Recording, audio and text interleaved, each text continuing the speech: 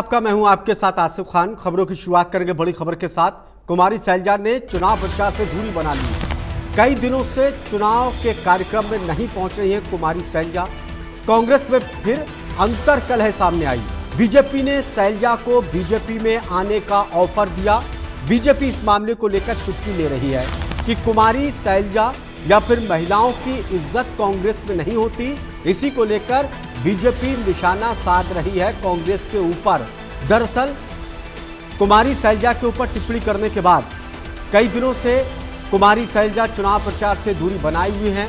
वो मैदान में नहीं पहुंच रही हैं चुनाव प्रचार के लिए कांग्रेस प्रत्याशियों के। इसी को लेकर बीजेपी ने कहा कि कांग्रेस में महिलाओं को अपमानित किया जाता है। ऐसे ही कुमारी शैलजा के साथ कांग्रेस के नेता कर रहे हैं। मनोहर लाल ने कहा कि कुमारी शैलजा बीजेपी में आ सकती हैं।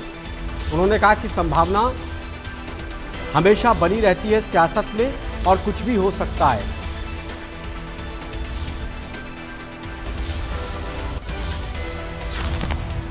तो कुमारी शैलजा के बीजेपी के ऑफर को लेकर लगातार आरोप प्रत्यारोप का दौर चल रहा है। बीजेपी ने ऑफर दिया। उन्होंने कहा कि हमारी एक दलित बहन का अपमान हुआ। मनोहर लाल ने कहा कि हम शैलजा को साथ मिलाने के लिए तैयार हैं अगर शैलजा चाहे। कांग्रेस में महिलाओं का सम्मान नहीं होता।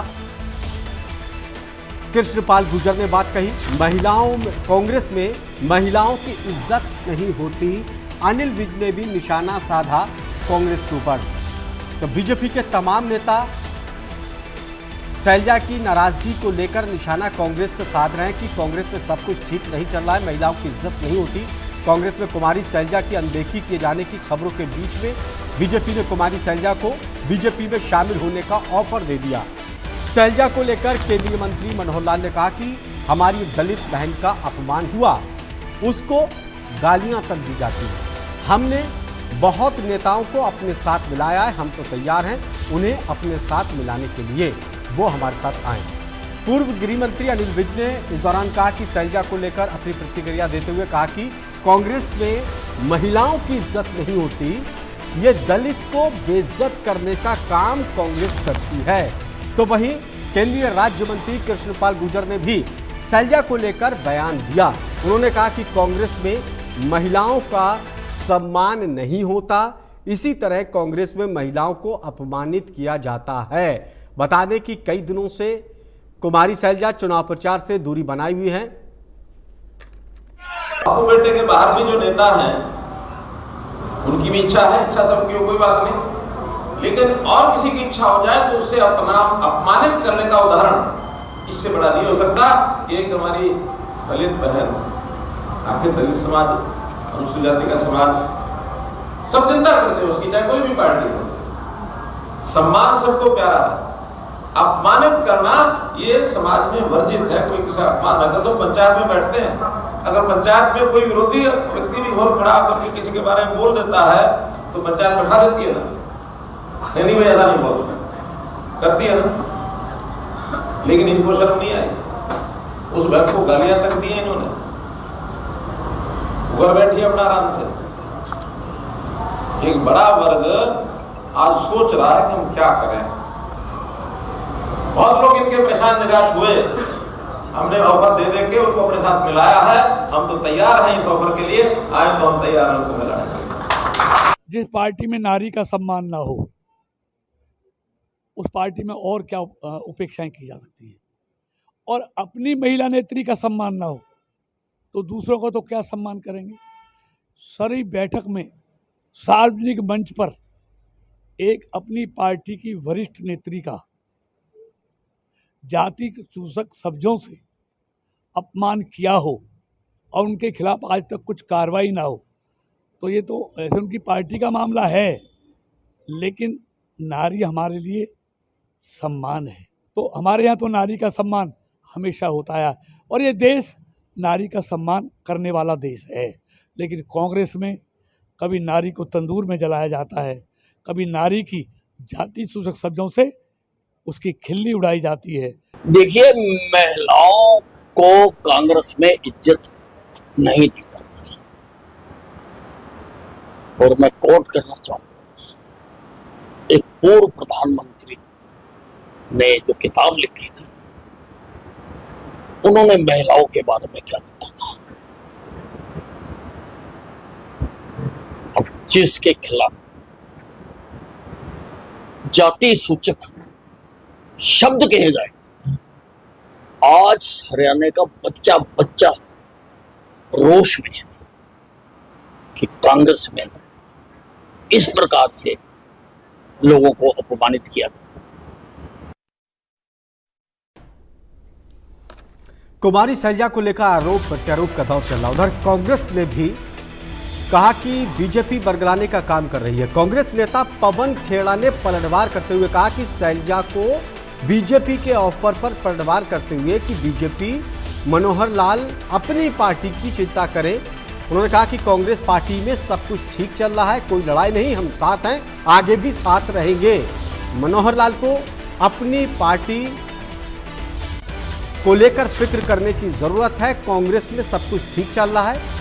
पवन खेड़ा ने कहा कि हम सब एक हैं, एक साथ रहेंगे और एक साथ ही चुनाव लड़ेंगे। बीजेपी को अपनी पार्टी की तरफ देखना चाहिए। दरअसल मनोहर लाल ने कहा कि कांग्रेस के अंदर कुमारी सैलजा का अपमान हो रहा है, कुमारी सैलजा चाहें तो बीजेपी में आ सकती हैं। खट्टर साहब कुंठाग्रस्त व्यक्ति हैं। जिस दिन से उनको हरियाणा के मुख्यमंत्री के पद से हटाया, उस दिन से उनकी कुंठा बढ़ती चली जा रही है। लगातार कांग्रेस को इशारे कर रहे हैं, लेकिन हमारे दरवाजे उनके लिए खुलते ही नहीं है और ना खुलेंगे।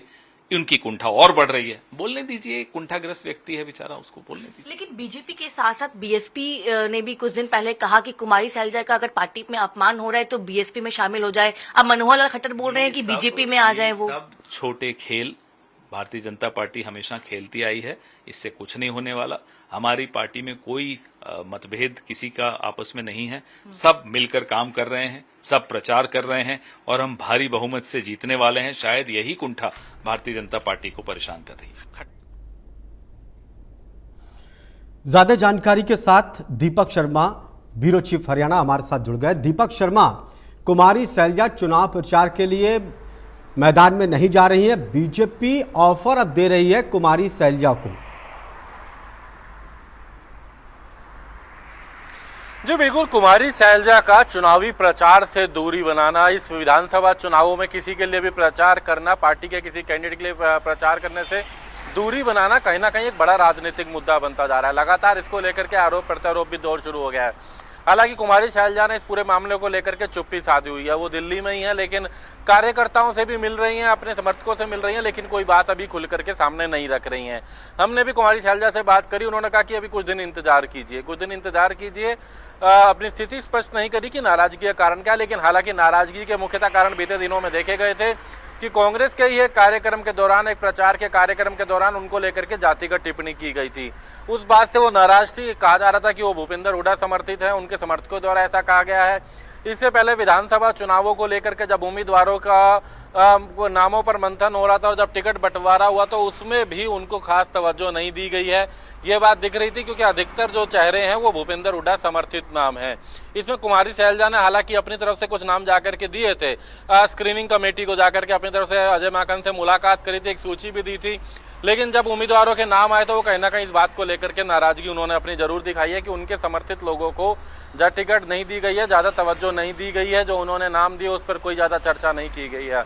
इसके अलावा भी अगर बात करें तो जब चाहे वो चुनावी मैनिफेस्टो जो है जारी किया गया, उसमें भी उससे पहले कोई उनसे राय नहीं ली गई है। जो कमेटी बनाई गई थी गीता बुक्कल की अध्यक्षता में, उन्होंने भी कुमारी सैलजा से कोई राय नहीं ली। और जिस दिन ये मैनिफेस्टो पार्टी के राष्ट्रीय अध्यक्ष ने जारी करा, उस दिन केवल एक अन्य वर्कर द्वारा एट ए टाइम उस टाइम कॉल किया गया इनको आने का, उससे पहले इनको कोई जानकारी नहीं दी गई। यही कुछ कारण थे जो नजर आ रहे थे, जिसको लेकर के कुमारी सैलजा की नाराजगी नजर आ रही थी। और आखिरकार कुमारी सैलजा ने चुनाव प्रचार से दूरी बनाई है। यूं तो अम्बाला की रहने वाली हैं, हिसार से उन्होंने राजनीति करी है, चुनाव लड़े हैं, सिरसा से सांसद हैं, कई क्षेत्रों में प्रभाव रखती हैं। अब बीजेपी को मौका मिल गया अब कांग्रेस के ऊपर आरोप लगाने का, तंज कसने का। लेकिन सवाल यह है कि अगर कुमारी सैलजा चुनाव से दूरी बनाती हैं तो कांग्रेस को कितना नुकसान हो सकता है? देखिए, इसमें कोई दो राय नहीं है। इस वक्त भले ही पार्टियां खुल करके ना बोले, लेकिन एक बात जरूर है, जातीय आधार हर राज्य में और हर चुनाव में अहम होता है। और इन चुनावों में भी देखा, चाहे वो कांग्रेस की बात करें, कांग्रेस ने कहा जाति के आधार पर सर्वे करवाया जाएगा, बीजेपी ने कहा ओबीसी वर्ग को लेकर, एससी वर्ग को लेकर अपने घोषणा पत्र में कई बातें रखी, चाहे वो उनको शिक्षा को लेकर के रखी, उनको छात्रवृत्ति को लेकर के बात रखी, सिलेंडर को लेकर के बात रखी। ये तमाम बातें इसलिए थी कि जाति, एससी वर्ग, ओबीसी वर्ग को भी साथ लिया जाए।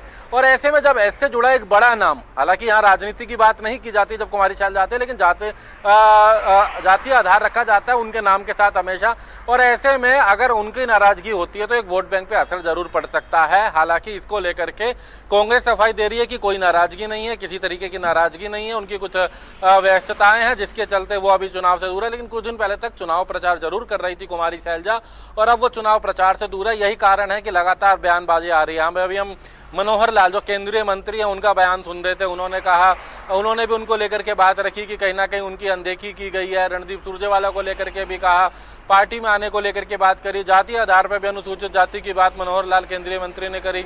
उससे पहले मुख्यमंत्री के बयान हमने देखे नायब सिंह के।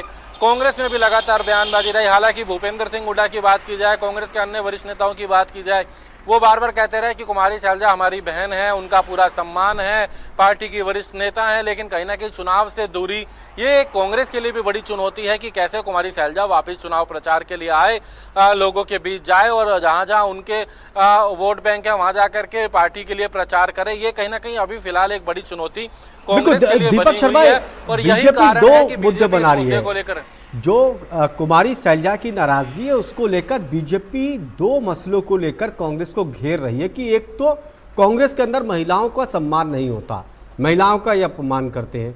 दूसरा, अनुसूचित जाति को लेकर उन्होंने कहा कि और पिछड़ों को लेकर कांग्रेस नहीं समझती, कांग्रेस सिर्फ अगड़ों की राजनीति करती है। जी बिल्कुल, ये बड़ा एक कारण है इस बात को लेकर के कहीं ना कहीं निशाना साधा रहा। हम वही बात कर रहे थे कि कांग्रेस ने अपने 7 गारंटियों में एक आर्थिक आधार पर सर्वे की बात करी, उन्होंने एससी वर्ग, अनुसूचित जाति सबको तवज्जो देने की बात करी। लेकिन जब उन्हीं की पार्टी से एक इसी समाज से आने वाली एक महिला जो कांग्रेस की वरिष्ठ नेता हैं, वो जातीय आधार पर नहीं, वास्तविकता में अगर बात करें, क्योंकि कांग्रेस की प्रदेश की अध्यक्ष रही है, पूर्व में केंद्रीय मंत्री भी रही है, मनमोहन सरकार में अगर बात की जाए तो पार्टी की प्रदेश की अध्यक्ष रहने के साथ साथ अभी क्योंकि पार्टी की प्रदेश की अध्यक्ष थी लेकिन उनकी जगह फिर दूसरे प्रदेश अध्यक्ष बने थे। अब अगर बात करें सिरसा से सांसद भी है, ये तमाम बातें चलती रही थी। और ऐसे में अगर उनकी नाराजगी होती है तो कहीं ना कहीं अन्य जो दल है वो लगातार निशाना साध रहे हैं। महिलाओं के सम्मान की बात भी कर रहे हैं कि महिलाओं के साथ क्या स्थिति होती है पार्टी के अंदर, कांग्रेस में किस तरीके से ये आरोप लगाए जा रहे हैं बीजेपी के द्वारा, और इसके साथ साथ अनुसूचित जाति को लेकर के भी आरोप लगाए जा रहे हैं। यही कारण है कि कांग्रेस के लिए बड़ी चुनौती है और प्रयास किए जा रहे हैं। चर्चाएं अलग अलग आने लगी, कुछ सोशल मीडिया पे चर्चाएं अन्य दलों में जाने की लगी कि पार्टी से दूरी बना सकती हैं। हालांकि अभी इसको लेकर के कुमारी सैलजा ने स्पष्ट करा है कि वो कांग्रेस में ही है, कांग्रेस की हैं, और उन्होंने कहा कि कुछ कारण है वो जल्द ही वापिस आएंगी चुनाव प्रचार में। लेकिन अभी तक कब आएंगी, क्यों दूरी है, इसको लेकर के कुमारी सैलजा भी अपनी बात सामने नहीं रख रही है। ये कहीं ना कहीं चुनावी दौर में, चुनावी प्रचार के इस दौर में, और जब मतदान के लेकर के अब ज्यादा दिन नहीं रह रहे, 5 तारीख को ना, उससे पहले कुमारी सैलजा ज्यादा प्रचार से दूरी बचे बनाना, नहीं है। ये कहीं ना कहीं कुमारी सैलजा ही इन सवालों का बेहतर तरीके से जवाब दे सकती है कि आखिर क्या वजह है कि वो चुनाव प्रचार से दूरी बनाई हुई है और इसका कितना नुकसान कांग्रेस को हो सकता है, आने वाला वक्त ही बताएगा। बहुत बहुत शुक्रिया हमसे बातचीत करने के लिए। चलिए बढ़ते आगे, रुक करते कुछ और खबरों का। भिवानी से खबर है।